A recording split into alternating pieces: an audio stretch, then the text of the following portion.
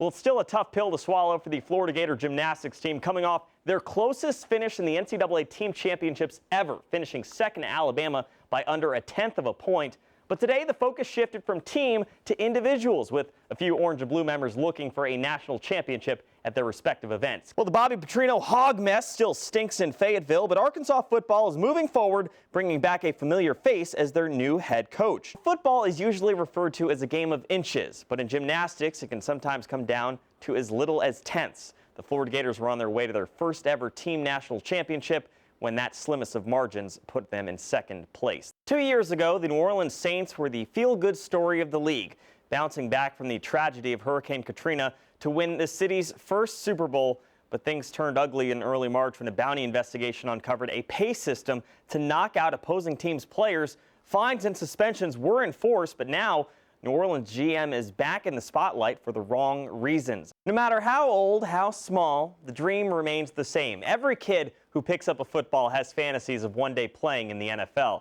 While no Florida Gators went in the first, second, or third rounds, it was lucky number 4 when the party got started in Gainesville. TV 20's Angela Caruso is here to say North Central Florida was well represented in the trifecta.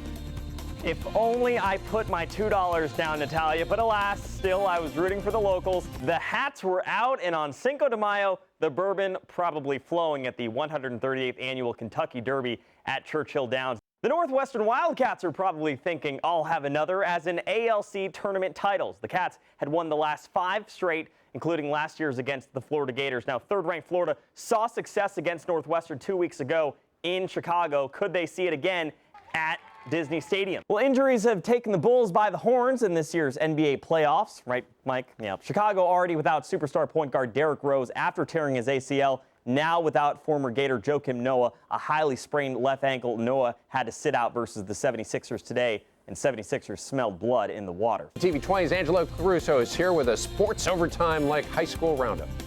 Sports overtime. Pretty amazing, David. All we need is CP to join us, but instead, I'll be having all the fun tonight. From Citizens Field to Booster Stadium, we've got you covered, including Gator sports with a surprising coach resignation, baseball staving off elimination, and a Gator lacrosse game you're going to have to see to believe. Sports after this.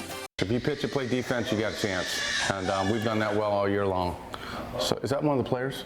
I'm just kidding.